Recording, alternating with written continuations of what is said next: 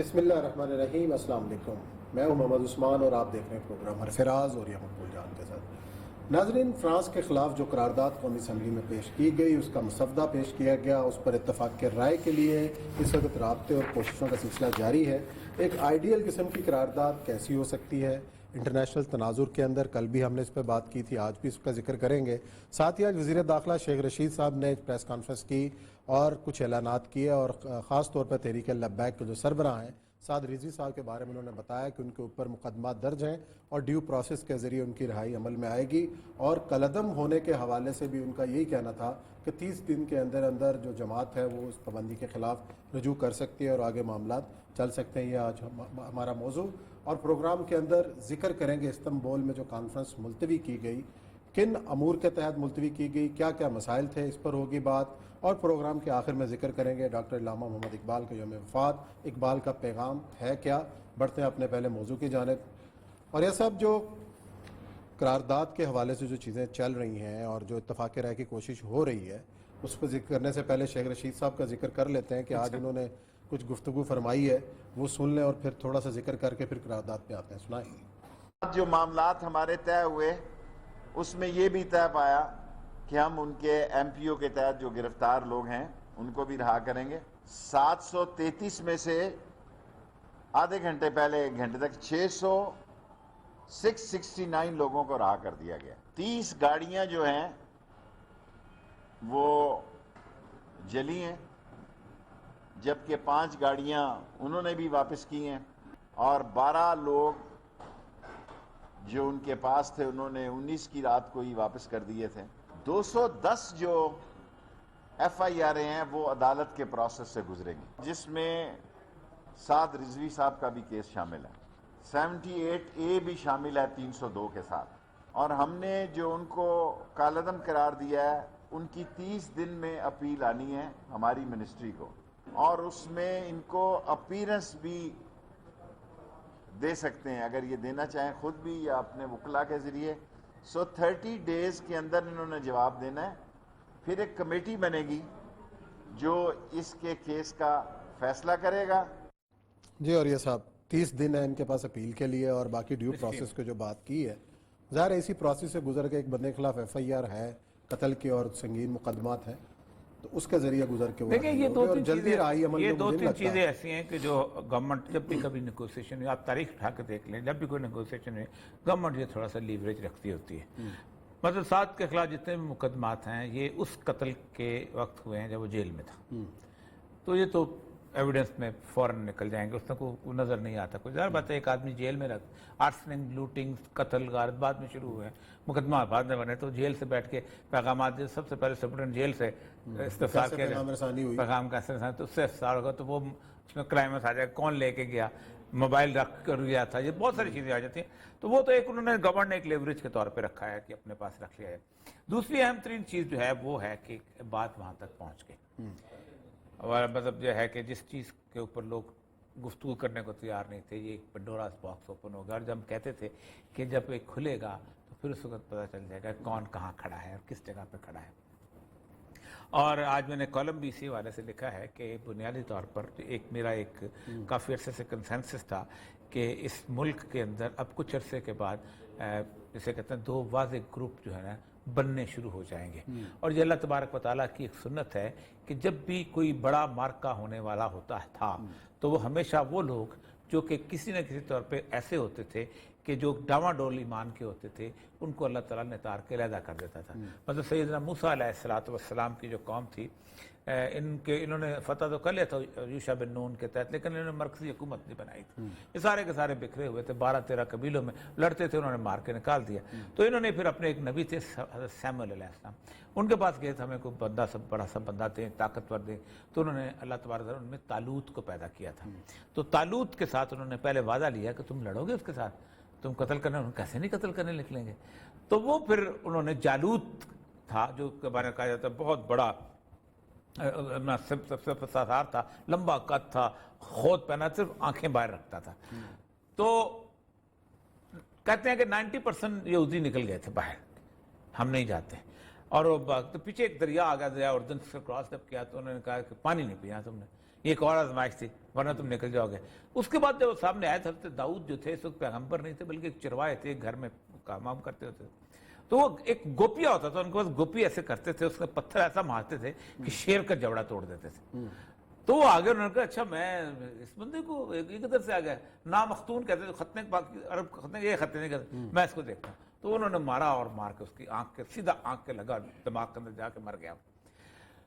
تو اس وقت اللہ نے دو فیصلے کیے تھے بڑے کمال قسم کے. ایک تو ایک فیصلہ یہ کیا تھا, کم من فئۃ قلیلۃ غلبت فئۃ کثیرۃ, آج ہم چھوٹے سے گروہ کو بڑے گروہ کے اوپر غالب کریں گے. اور دوسرا اللہ کہتا ہے کہ پھر داؤد کو ہم نے اسی دن علم بھی سکھا دیا, حکمت بھی دے دی, اور ساتھ ساتھ ہم نے اس کو قرآن بھی دے دی. صحیح. تو اس کا مطلب یہ ہے کہ کوئی لیڈرشپ کی بھی ضرورت نہیں ہوتی. یہ اللہ تعالیٰ کے اپنے, مثلا امام مہدی کے بارے میں جو حدیث آتی ہے وہ یہ آتی ہے کہ اللہ تعالیٰ ایک رات میں ان کی اصلاح کرتے ہیں, حضرت علی کی حدیث. دوسرا واقعہ ہوتا ہے احد کے وقت کہ وہ لوگ نکل گئے تھے. اب چونکہ یہ میدان جہاں ایک غزوہ ہند کا سجنا ہے, تو پاکستان کے اندر میرا اندازہ یہی ہے, باقی اللہ والا آپ لوگ بہتر جانتے ہیں, جو میری بات کو سمجھتے ہیں وہ مان لیں, نہیں سمجھتے ماننے میں کوئی, کہ اب ایک ایک نا چھانٹیوں کا وقت آ جائے گا. اس لیے میں کہتا تھا کہ چھانٹی ہوگی, کیونکہ آج سے پہلے پاکستان کیا, برصغیر پاک و ہند کیا, امت کی تاریخ میں ہر معاملے کے اندر لوگ بحث کر لیتے تھے. صحابہ کے معاملے میں کر لیتے تھے, اہل بیت کے معاملے میں کر لیتے تھے, فقہ کے معاملے, رسول اکرم صلی اللہ علیہ وسلم کی ذات کے بارے, اللہ کے بارے میں بھی کر لیتے تھے. یہ پہلی دفعہ ہے کہ ایک پارٹی نکلی گئی بحث سے, ہم کرتے ہیں, دوسرے نے تھوڑا چوچو چاچا, بار بار آج کو ٹی وی میں بحثیں شروع ہو گئی. تو اب یہ جو چیز ہے اس کا مطلب یہ ہے کہ وہ والی کیفیت وہ دونوں بڑی جنگوں کے حساب سے جو میں نے آپ کے ساتھ پیش کی, لیکن اس کے باوجود بھی یہ جو کیسز ہیں وہ چلیں گے. پولیس ہر بات ہے, آپ پولیس کی لیے, لیکن ایک بات ہے کہ پولیس سچی بات ہے بیار و مددگار ہی ہوتی ہے. وہ جب مار کے آئے ہیں تو تب دوسروں کا مقدمہ کوئی نہیں ہوتا, یہ جب مر کے آئے ہیں تو ان کے خلاف ان کے حق میں مقدمہ کوئی نہیں ہوتا. یہ میں نے اپنی تاریخ, میں نے آج تک ہزار دفعہ کہا کہ مال ٹاؤن کا مقدمہ نہیں ہوگا, تحل قاضی الٹا لٹک جائے کچھ ہو جائے, جامعہ افسا کا مقدمہ نہیں ہوگا, کوئی کچھ کر لے, بندے بے شک 10 مار کے آ جائیں گے, گڈ فے, ان کے خلاف مقدمہ نہیں ہوگا کہ جی کراؤڈ ہے, پتہ نہیں چلا کون مار کے چلا گیا. تو یہ ایسا کراؤڈ کا سسٹم ہے جس کے اندر بس کچھ دیر رگڑائیں گے, کریں گے, یہ کریں گے, آئیں گے, یہ. لیکن دیکھنا یہ ہے کہ کیا ہوتا. اب جاوید اس نے عباسی صاحب مسلم لیگ نون کے ہیں, انہوں نے ایک اچھی بات کی ہے. میں مسلم لیگ کا رویے کہ اچانک مسلم لیگ نون اچھی باتیں کیسے کرنا شروع ہو گئی آپ کے بقول؟ کل بھی اچھی بات ہوئی, شاہد خان عباسی نے بڑی اچھی بات کی, آج بھی. اس کی ایک وجہ ہے کہ پاکستان میں ناموس رسالت ہے نا, یہ الیکشن میں ووٹ کا بھی ایک راستہ ہے. اچھا, میں صحیح کہتا ہوں. پر اگر فار ایگزامپل اگر T L P political party, میں بڑی سخت بات کر رہا ہوں, پولیٹیکل پارٹی نہ ہوتی, صرف پریشر گروپ ہوتی, تو شاید ہر موضوع کے اوپر نہ نکلتے. آسیہ کا ایسا نہیں سا موضوع جس کے اوپر نکل آتے فوری طور پر, لیکن چونکہ الیکشن بہت نزدیک ہوتے ہیں تو یہ جو ہے نا کہ اپنا الیکشن, بس بھٹو اور اس کی ساری پارٹی, اس میں اکثریت ایسی تھی جو بیچارے بالکل اس بات پہ یقین بھی نہیں کرتے تھے. وہ ظہیر کشمیری والی بات, کہ ظہیر کشمیری کو 1953 میں تو قادیانی پکڑ کے لے گئے اس کو کہ یہ قادیانی ہے. کیوں کہ جی اس نے اپنا ایک شعر لکھا ہے, تو اس نے جج نے پوچھا ہوا تم کو رسول نہیں مانتے اس کو, مرزا غلام احمد کو؟ تو اس نے کہا میں بھیجنے والے کو نہیں مانتا, آپ کہتے ہیں میں رسول کو. تو اس قسم کے لوگ جیسے وہ زیادہ تر اکثریت ہے, لیکن بھٹو نے دیکھے کیا کیا کام کیے. ہر بڑا جو اسلامک کام ہے وہ بھٹو کے زمانے کا, اور وجہ یہ تھی کہ he wanted to become popular, اور وہ اس کو پتا تھا پاپولر ووٹ کہاں پر ہوتا ہے. اس کو پتا کشمیر پاپولر ووٹ ہے, اس کو پتا انڈیا لڑنا پاپولر ووٹ ہے, اس کا روٹی کپڑے مکان کا تو نعرے بہت بعد میں لگایا اس نے. تو اصل مسئلہ یہ ہے کہ پیپل پارٹی پہلی دفعہ سیاسی تدبر کا بھی ثبوت نہیں دے پا رہی.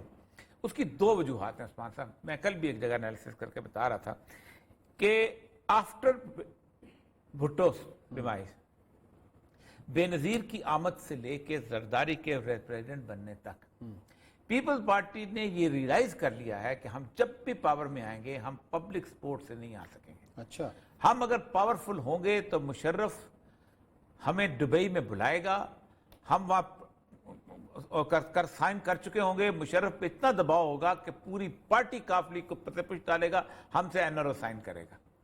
ہم اگر پاورفل ہوں گے تو مشرف کی جب چاہیں جیسے چاہیں فوج کے سربراہ کے طور پر اس کی وردی اتار کے گھر بھیج دیں گے۔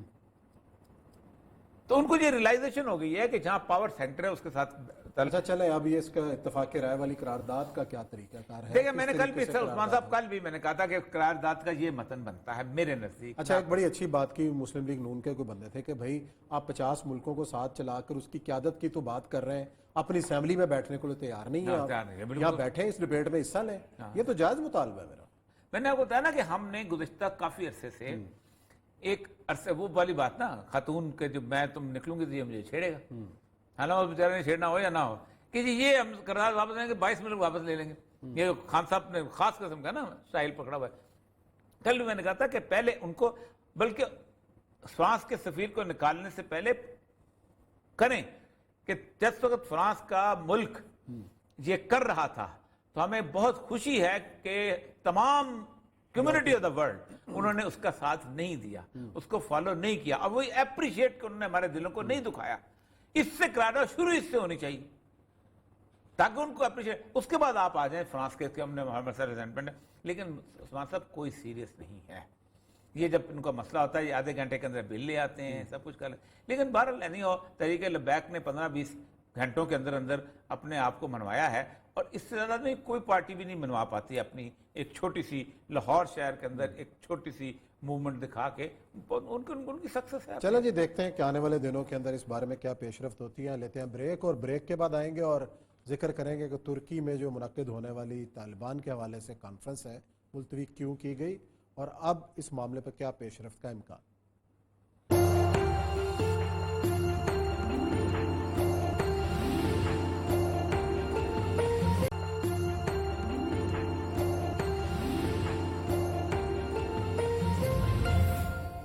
جی بریک کے بعد حرف راز میں آپ کو خوش آمدید کہتے ہیں۔ استنبول میں ہونے والے افغانستان کے معاملے پر جو کانفرنس ہونے والی تھی اس کو ملتوی کر دیا گیا ہے۔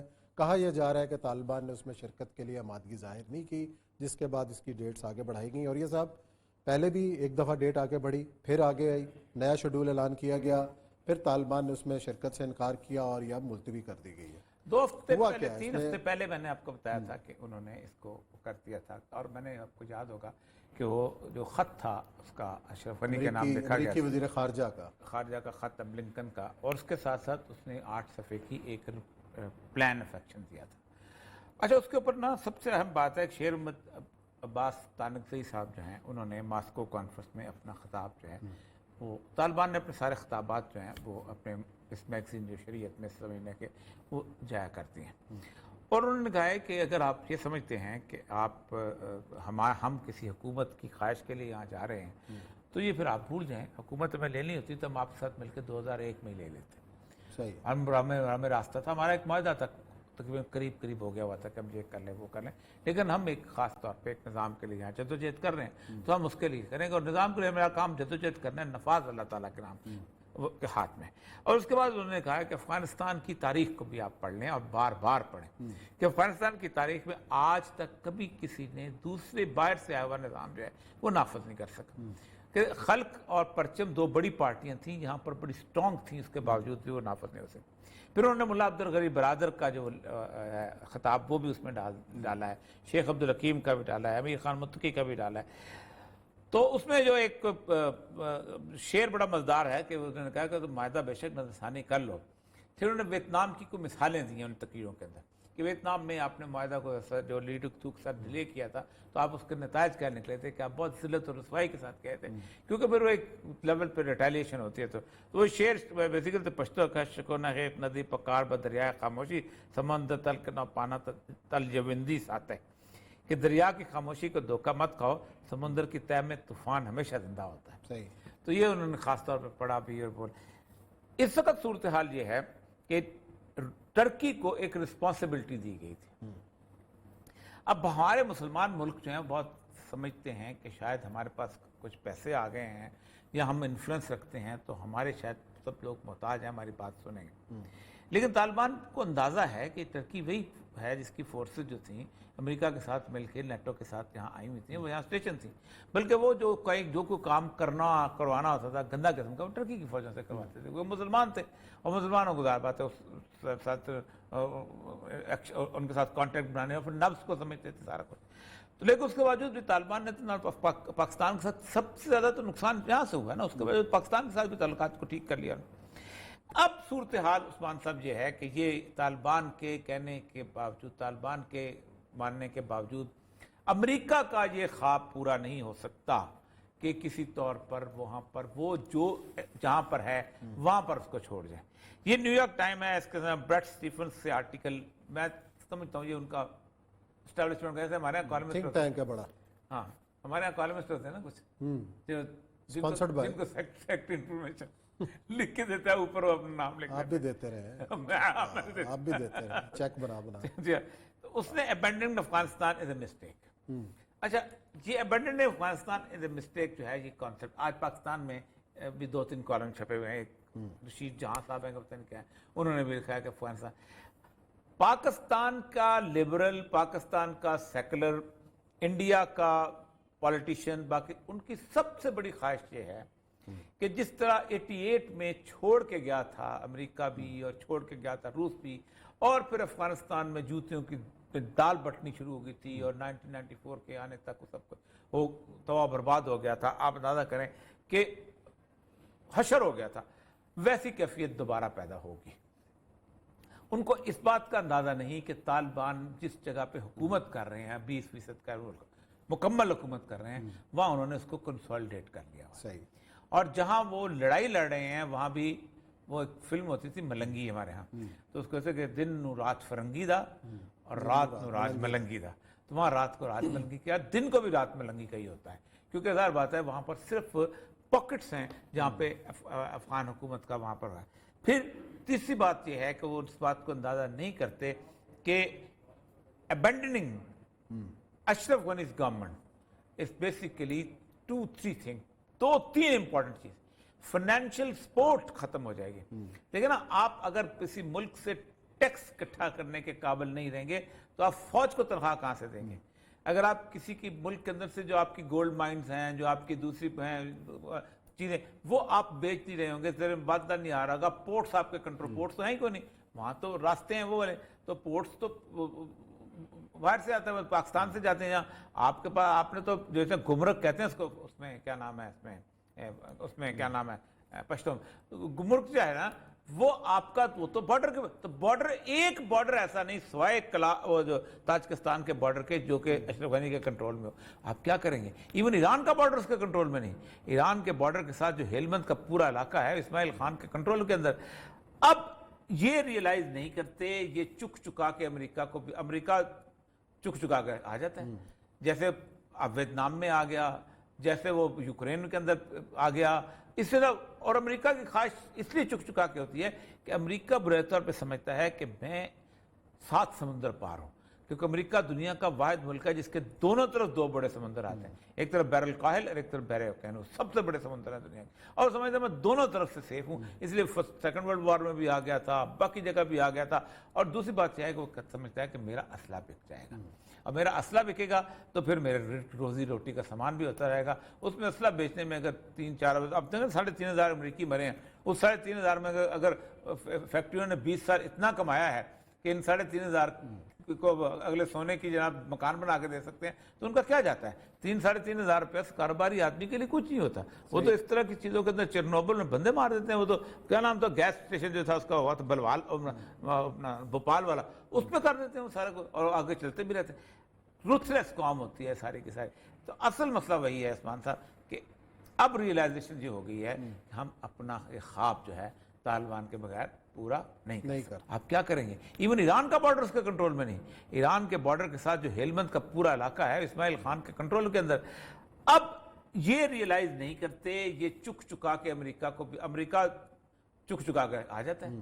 جیسے اب ویتنام میں آ گیا، جیسے وہ یوکرین کے اندر آ گیا، اس طرح. اور امریکہ کی خواہش اس لیے چک چکا کے ہوتی ہے کہ امریکہ برے طور پہ سمجھتا ہے کہ میں 7 سمندر پار ہوں، کیونکہ امریکہ دنیا کا واحد ملک ہے جس کے دونوں طرف دو بڑے سمندر آتے ہیں، ایک طرف بحر الکاہل اور ایک طرف بحر اوقیانوس، سب سے بڑے سمندر ہیں دنیا کے، اور سمجھتا میں دونوں طرف سے سیف ہوں، اس لیے سیکنڈ ورلڈ وار میں بھی آ گیا تھا، باقی جگہ بھی آ گیا تھا۔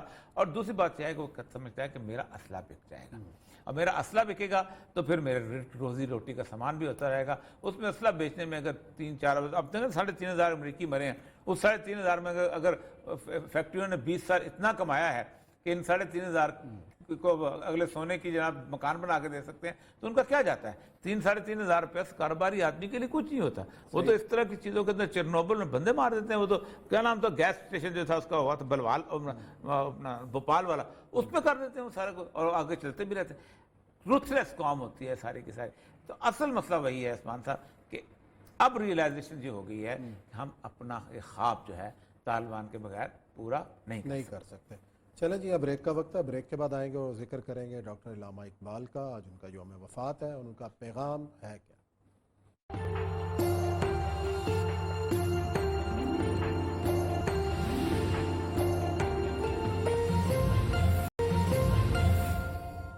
جی ناظرین، بریک کے بعد آپ کو خوش آمدید کہتے ہیں۔ آج ڈاکٹر علامہ محمد اقبال شاعر مشرق، ان کا یوم وفات ہے۔ ان کا پیغام، نوجوانوں کے نام کیا ہے، اور عشق رسول کے حوالے سے جتنی نظمیں کہی گئی ہیں اس حوالے سے آج ہم بات کریں گے۔